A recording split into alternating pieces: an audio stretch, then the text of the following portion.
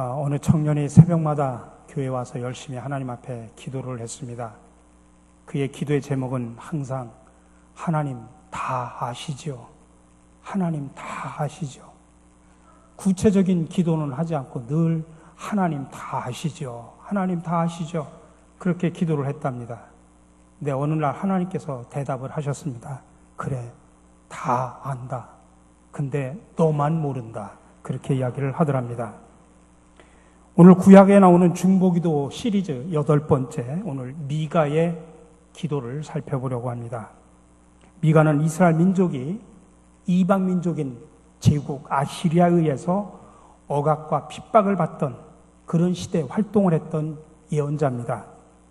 그의 메시지는 주전 8세기에 예언 활동을 했던 모든 예언자들의 신앙을 종합적으로 말하고 있다, 이렇게 볼 수 있습니다.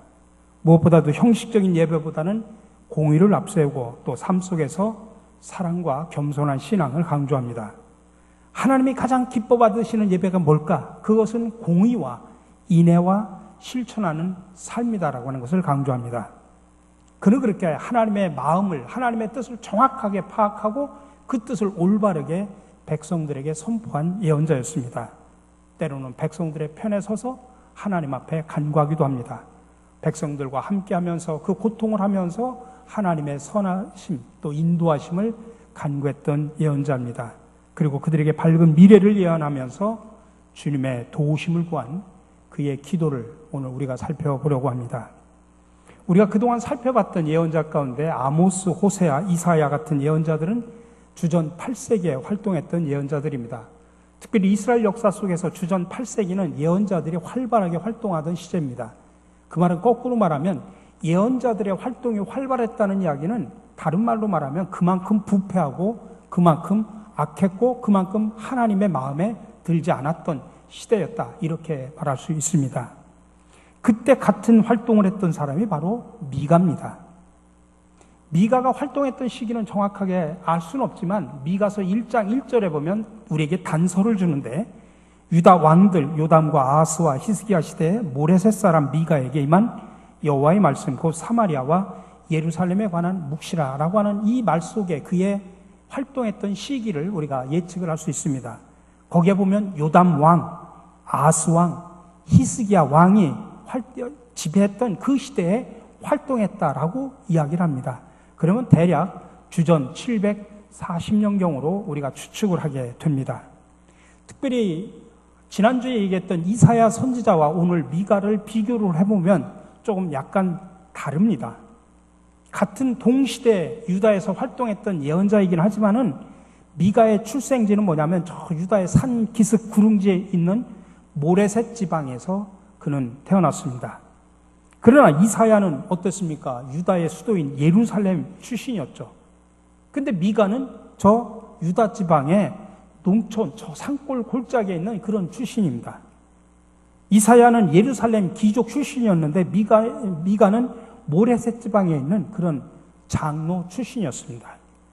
그래서 이사야 예언에는 예루살렘 수도의 그런 어떤 정치적인 상황, 경제적인 상황에 대해서 정확한 지식을 가지고 이야기를 하지만, 그러나 미가의 예언의 내용들을 보면은 보잘것없는 저 변방에 있는 사람들의 어려운 상황들을 그대로 드러내고 있습니다. 특별히 미가는 처음으로 드러내놓고 예루살렘 성전의 멸망을 예언했던 처음 예언자입니다. 미가서 3장 12절에 보면 이러므로 너희로 말미암아 시온은 갈아엎은 밭이 되고 예루살렘은 무더기가 되고 성전에 사는 수풀의 높은 곳이 되리라. 여기에 보면 시온, 예루살렘, 성전의 산, 이 모든 예루살렘이 다 무너질 것이다라고 처음으로 예언한 사람입니다. 이 미가의 중심 메시지는 어디에 담겨져 있냐면 미가서 6장 6절에서 8절에 미가의 중심 메시지가 담겨져 있습니다. 거기에 말씀을 보면 이렇게 나옵니다. 내가 무엇을 가지고 여호와 앞에 나가며 높으신 하나님께 경배할까? 내가 번제물로 1년 된 송아지를 가지고 그 앞에 나아갈까? 여호와께서 천천의 양이나 만만의 강물 같은 기름을 기뻐하실까? 내 허물을 위하여 내 맏아들을 내 영혼의 죄로 말미암아 내 몸에 열매를 드릴까? 사람아 주께서 선한 것이 무엇임을 네게 보이셨나니 여호와께서 구하시는 것은 오직 정의를 행하며 인자를 사랑하며 겸손하게 대해 하나님과 함께 행하는 것이 아니냐. 이 말씀은 분석을 해보면 우리가 좀 이해할 필요가 있는데, 고대 이스라엘의 성전의 입구에서 성전 안으로 들어가서, 성소 안으로 들어가서 예배를 드리기 전에 성소 입장, 의식이 여기 배경 속에 깔려 있습니다. 성소의 입장에서 그 안에 들어가서 예배를 드리려고 하는 사람들은 성소 앞에 누가 있냐면 제사장이나 성소 문지기가 있는데 그들에게 질문을 합니다. 그럼 또 그들이 대답을 합니다. 그리고 난 후에 성소에 입장을 하게 됩니다. 그런 배경을 깔고서 지금 질문하는 겁니다. 그들은 자신이 무엇을 가지고 나아가야 하나님께서 그 예배를 기뻐 받으실까? 라고 질문을 합니다. 세 가지 질문을 합니다. 첫 번째로 번제물 1년 송아지, 다시 말하면 고가의 제물을 가지고 가면 하나님께서 기뻐하실까? 질문하는 겁니다. 두 번째로는 천천의 숫 양이나 만만의 강수 같은 기름, 이번에는 막 다량의 제물을 가지고 가면 하나님께서 기뻐하실까? 다시 말하면 비싼 것 드릴까요? 아니면 많이 드릴까요? 하나님은 비싼 거를 기뻐 받으실까요? 많이 드리면 기뻐 받으실까요? 그런 질문을 하는 겁니다. 이제 마지막으로 예배자가 비장의 카드로 마지막 질문을 하는데 그게 7절입니다. 내 허물을 위하여 내 맏아들을, 내 영혼의 죄로 말미암아 내 몸의 열매를 드릴까요? 당시 이스라엘 주변 고대 근동사에서는 마지를, 특별히 자식들 가운데 마지를 제물로 바치는 그런 예배가 있었습니다. 제사 가운데 제물로 자기 자식을 바치는 거예요. 그 중에 맏아들을. 그러니까 집에 자식을 많이 낳는 게 복이에요. 왜 그러냐면 제물로 바쳐야 되니까. 그러니까 우리가 이 구약 성경에 아브라함이 이삭을 제물로 바치는 것도 사실은 이런 그때 당시의 배경이 또 깔려 있다는 사실도 우리가 이해할 필요가 있습니다. 그러나 그 후로 이스라엘 안에서는 이런 인신 희생 제사를 금지시켰습니다. 당시의 백성들은 제물을 고가든지 다량으로 드리든지 내 자식을 드리든지 제물을 드리면 하나님께서 만족하시고 하나님께서 예배를 기뻐 받으실 것이다, 그렇게 생각을 했기 때문에 지금 그런 질문을 하는 겁니다. 그러나 오늘 미가는 뭐냐면 하나님이 원하시는 것은 그런 제물이 아니라 바로 사랑, 바로 저와 여러분을 하나님은 가장 기뻐 받으신다는 이야기입니다. 이런 사상이 사도 바울이 고린도 교회에 보낸 편지 속에 담겨져 있습니다. 고린도 후서 12장 14절로 오니까 내가 구하는 것은 너희의 재물이 아니요 오직 너희니라. 그러면 하나님께서는 그런 재물보다도 사람을 기뻐 받으시는데, 그러면 어떤 사람을 기뻐 받으시느냐? 그래서 미가는 그렇게 대답을 하는 겁니다. 오늘 8절의 이야기입니다. 사람아, 주께서 선한 것이 무엇임을 네게 보이셨나니 여호와께서 네게 구하시는 것은 오직 정의를 행하며 인자를 사랑하며 겸손하게 대해 하나님과 함께 행하는 것이 아니냐. 오늘 이 말씀을 현대인의 성경에서는 이렇게 번역을 합니다. 그가 너희에게 요구하는 것은 옳은 일을 행하며 한결같은 사랑을 보이고 겸손한 마음으로 너희 하나님과 교제하며 사는 것이다. 지금 미가는 하나님의 마음을 정확하게 꿰뚫어가지고 그분의 뜻을 백성들에게 정확하게 알려줍니다. 하나님이 원하시는 것은 세 가지를 원하신다는, 그거를 드릴 때 하나님이 기뻐 받으시는 예배가 된다는 이야기입니다. 첫 번째가 공의를 행하는 겁니다. 여러분, 제가 미가의 예언은 그때 주전 8세기의 예언자들을 종합한 것이라고 그랬죠. 근데 이 세 가지가 다 종합한 겁니다. 공의를 행하는 것. 이 공의를 강조한 사람이 누굽니까? 바로 아모스입니다. 그의 핵심 메시지에 보면 오직 정의를 물같이 공의를 마르지 않는 강같이 흐르게 할지어다라고 이야기했죠. 그것을 가지고 하나님이 기뻐 원하시는 것은 너희들이 세상에 나가서 공의와 정의와 진리의 길을 걷는 것을 하나님은 기뻐 받으신다. 두 번째가 인자를 사랑하는 것이다. 여기 인자라고 잘못 이해를 하면 우리가 신약성경에 인자가 하면서 예수님을 표현할 때 인자를 사용합니다만, 인자라고 하는 히브리어는 헤세드인데 이거는 뭐냐면 자비, 사랑 그런 뜻입니다. 그래서 현대인의 성경에서는 한결같은 사랑을 보이는 것으로 표현하고 있습니다. 이 말씀을 핵심으로 가지고 선포한 예언자가 누굽니까? 바로 호세아입니다. 나는 인애를 원하고 제사를 원하지 아니하며 번제보다 하나님을 아는 것을 원하노라. 하나님은 그 인애를 실천하는 사람을 기뻐하시고 그런 삶 속에서 그런 삶을 살고 와서 드리는 사람을 하나님은 기뻐 받으신다는 이야기입니다. 마지막 세 번째가 겸손히 하나님과 함께 행하는 것입니다. 이것의 핵심은 누구냐면 이사야가 지난주에 말씀드렸듯이 이사야의 핵심 선포입니다. 이사야 7장 9절을 보니까 너희가 굳게 믿지 아니하면 너희는 굳게 서지 못하리라 하시니라. 그걸 제가 요즘 우리식으로 표현을 했죠. 하나님을 향하여 아멘하지 않으면 하나님을 향하여 아멘으로 고백하면 우리의 문제는 아멘의 현실이 된다는 말씀을 제가 드렸습니다. 다시 말하면 어떤 상황에 부닥친다고 할지라도 변하지 않고 흔들리지 않고 굳세게 하나님의 함께하심을 믿으면서 한결같은 믿음을 지키는 것, 그런 삶을 살아가는 사람들을 하나님은 기뻐 받으신다는 이야기입니다. 임마누엘의 신앙을 요구하는 것이죠. 이처럼 미가서 6장 8절은 주전 8세기 예언자들의 신앙을 종합적으로 받아가지고 그 이야기를 하는 겁니다. 하나님이 찾으시는 것은 그런 재물이 아니다. 공의와 인애와 신앙을 갖는 그 사람을 하나님은 기뻐 받으신다. 이게 바로 미가서의 핵심입니다. 근데 이것이 예수님에게도 영향을 미쳐서 예수님도 이 중심의 말씀을 선포하신 적이 있습니다. 마태복음 23장 23절을 보니까 화 있을진저 외식하는 서기관들과 바리새인들이야, 너희가 박하와 휘양과 근처에 11조는 들이되 율법에 더 중한 바 정의와 긍휼과 믿음은 버렸도다. 그러나 이것도 행하고 저것도 버리지 말아야 할지니라. 우리 사랑하는 성도 여러분, 오늘 우리가 이 예배당 공간 속에 모여서 의식적으로 드리는 이 예배도 하나님은 기뻐 받으시지만 더 기뻐 받으시는 것은 여러분들이 우리가 예배당 밖으로 나가서 세상 속에서 여러분들이 불의한 세상 속에서 진리와 공의의 길을 걸어가고 이웃을 사랑으로 품안고 어떤 상황 속에서도 흔들리거나 넘어지지 않는 믿음을 갖고 사는 것을 하나님은 더 기뻐 받으신다는 사실을 믿으시기 바랍니다. 이제 마지막으로 미가의 기도를 봅시다.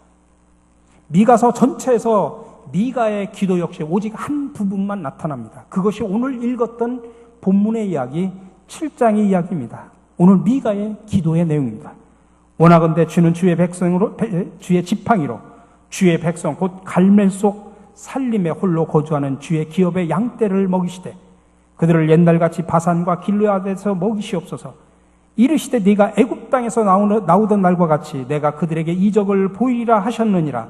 이르되 여러 나라가 보고 자기의 세력을 부끄러워하여 손으로 그 입을 막을 것이요 귀는 막힐 것이며 그들이 뱀처럼 티끌을 핥으며 땅에 기는 벌레처럼 떨며 그 좁은 구멍에서 나와서 두려워하며 우리의 하나님 여호와께로 돌아와서 주로 말미암아 두려워하리라.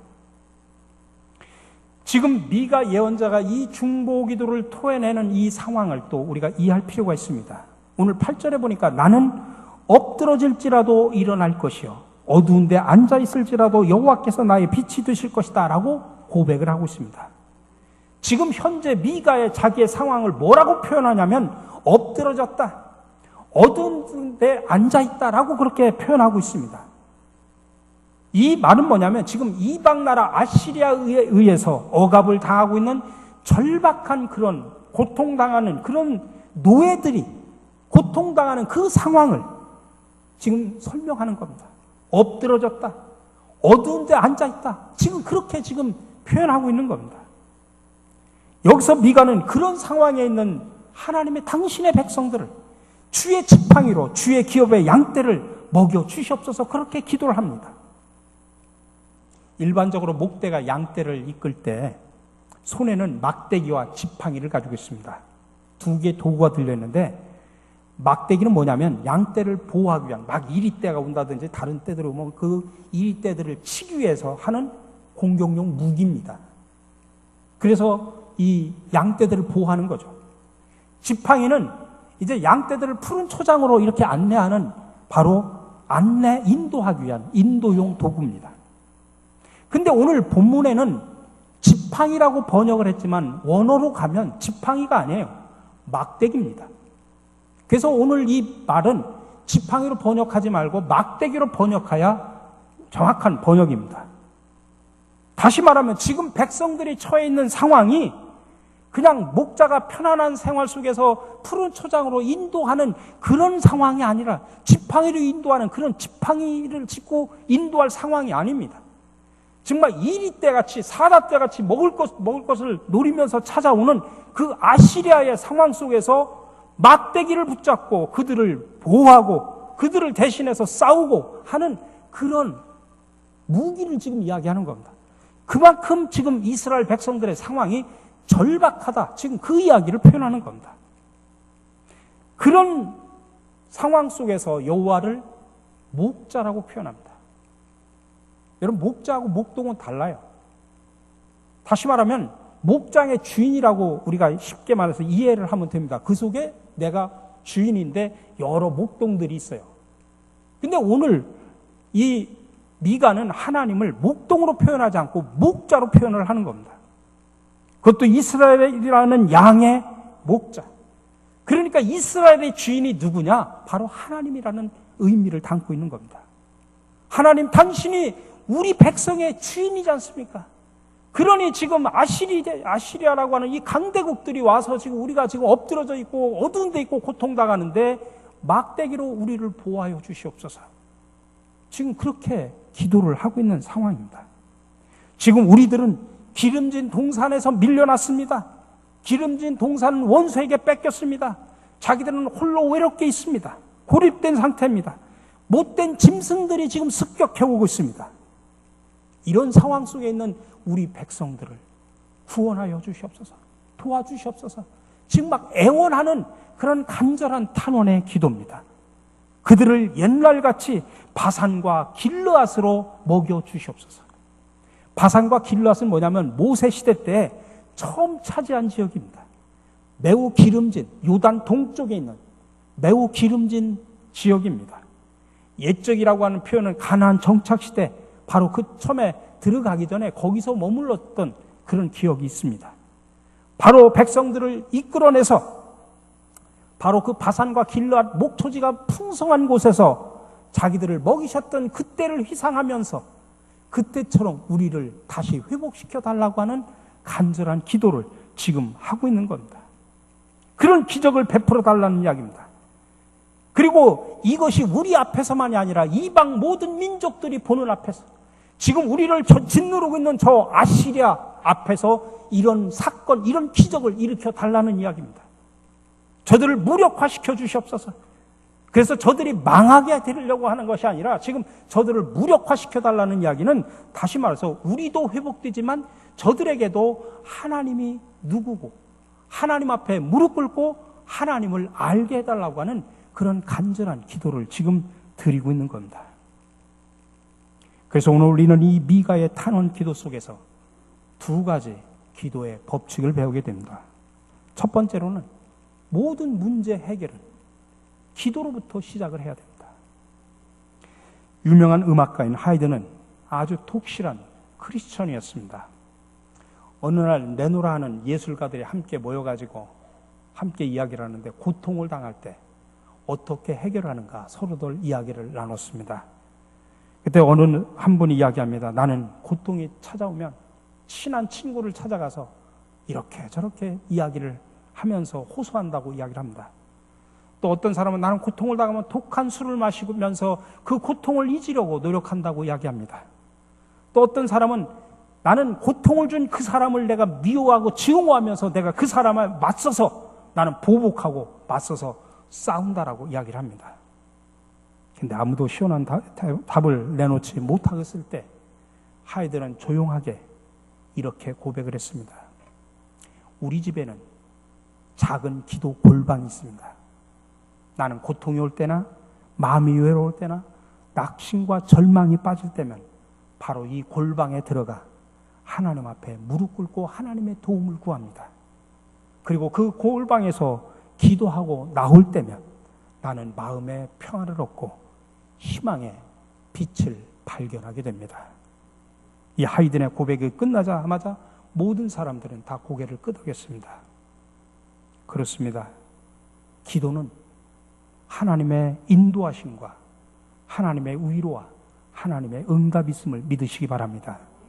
그래서 우리 그리스도인들은 어떤 계획이 있을지라도, 어떤 고통을 당한다고 할지라도, 어떤 문제에 부딪힌다고 할지라도 우선은 무릎 꿇고 기도하는 일에 앞서야 됩니다. 기도에 해답이 있기 때문입니다. 오늘 미가가 탄원 기도를 올리는 상황은 이스라엘 백성들이 곤궁에 빠진 때였죠. 백성들은 이방 민족에서 억압을 당하고 있죠.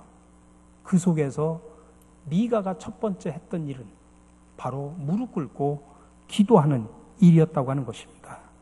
여러분, 우리 모두 여러 가지 상황 속에서 그 상황을 해결하기 위해서 먼저 무릎 꿇고 기도하는 저와 여러분들이 되시기를 주님의 이름으로 간절히 축원합니다. 두 번째로, 기도는 과거의 구원 체험을 오늘의 구원 사건으로 현재화시킬 수 있다고 하는 것입니다. 미가는 기도를 통해서 과거에 하나님께서 우리 백성들을 어떻게 인도하셨고, 어떻게 구원하셨고, 어떻게 축복의 자리로 인도하셨는지 그 상황을 지금 계속 회상을 합니다. 바산과 길르앗에서 우리를 이렇게 푸르게 먹이셨던 그때도 거론하면서 그런 사건이, 그런 기적이, 그런 축복이 오늘 이 자리에서 재현되게 하여 주시옵소서, 그렇게 이야기를 하는 겁니다. 그때와 같이 오늘도 이 어려운 상황에 있는 우리 백성들을 구원해 주시고 우리에게 기적을 베풀어 주시옵소서, 그런 기도입니다. 그렇기 때문에 기도라고 하는 것은 단순하게 그 과거의 사건을 회상하는 차원으로 끝나는 것이 아니라 그 과거의 사건이 오늘의 사건으로 이끄는 원동력이 될 수 있다는 사실을 기억하시기 바랍니다. 그래서 이 미가의 기도를 오늘날 우리식으로 표현한다고 하면 이렇게 말할 수 있습니다. 주여, 과거에 하나님께서 저에게 이런 기쁨과 이런 축복과 이런 기적을 베풀어 주지 않으셨습니까? 그러나 저는 지금 이런 어려움 속에 담겨 있습니다. 고통 속에 있습니다. 그러니 하나님 기억하여 주시고 과거에 저한테 주셨던 그 기적과 축복을 오늘 다시 한번 재현시켜 주시옵소서. 오늘 그 기적이 다시 한번 나에게 나타나게 하여 주시옵소서. 내가 지금 힘들고 어렵지만 과거에 나와 함께 하셨던 하나님의 놀라운 축복이 오늘 다시 한번 이루어지게 하여 주시옵소서. 지금 간절하게 하나님 앞에 그렇게 기도를 드리는 겁니다. 여러분, 우리 모두 이 기도를 통해서 과거의 축복을 회복하고 그 기적을 오늘 경험하는 저와 여러분들이 되시기를 간절히 축원합니다. 여러분, 계란은 껍질과 흰자와 노른자로 이어졌습니다. 사람은 육과 혼과 영으로 이루어졌습니다. 여러분, 성전은 저 밖에 옛날 구약의 성전을 보면 마당이 있습니다. 그 안에 들어오면 성소와 지성소가 있습니다. 계란이 잘 되려면 노른자부터 잘 돼야 됩니다. 사람의 혼과 육과 영이 있지만 사람도 잘 되려면 먼저 영부터 잘 돼야 됩니다. 여러분, 이 교회가 부흥하고 잘 되려면 하나님과 만나는 지성소부터 잘 돼야 됩니다. 지성소가 항상 바쁘게 움직여야 됩니다. 지성소가 녹이 들고 지성소에 거미줄이 쳐 있어서는, 그리고 오히려 성전만 바쁘고 마당만 붐벼서는 안 된다는 이야기입니다. 그런 성전을 향해서 예수님께서는 갈아엎으셨습니다. 그리고 내 집은 만민이 기도하는 집이라고 말씀하셨습니다. 오늘도 성전을 드나드는 저와 여러분들도 마당만 밟고 다니는 그런 발신자, 성소에 앉았다만 가는 엉덩이 신자에 머물지 말고 지성소를 찾아 기도하는 무릎 꿇는 성도들이 되시기를 간절히 바랍니다. 여러분, 우리 교회에 지성소에서 무릎 꿇는 신자가 많으면 많을수록 어떤 문제가 있어도 우리 교회는 희망이 있습니다. 우리 교회는 부흥하는 줄로 믿으시기 바랍니다. 그 출발이 바로 나로부터, 여러분으로부터 출발되기를 주님의 이름으로 간절히 축원합니다. 사랑의 주님, 오늘 미가의 기도를 통해 기도가 얼마나 중요한지 깨닫게 하시니 감사를 드립니다. 그러나 머리로만 이해하는 것이 아니라 각자의 골방을 만들어 무릎을 꿇는 성도로 변화되게 하여 주시옵소서. 겟세마네 동산에서 우리에게 기도의 모범을 보여주신 예수 그리스도 이름으로 기도드립니다.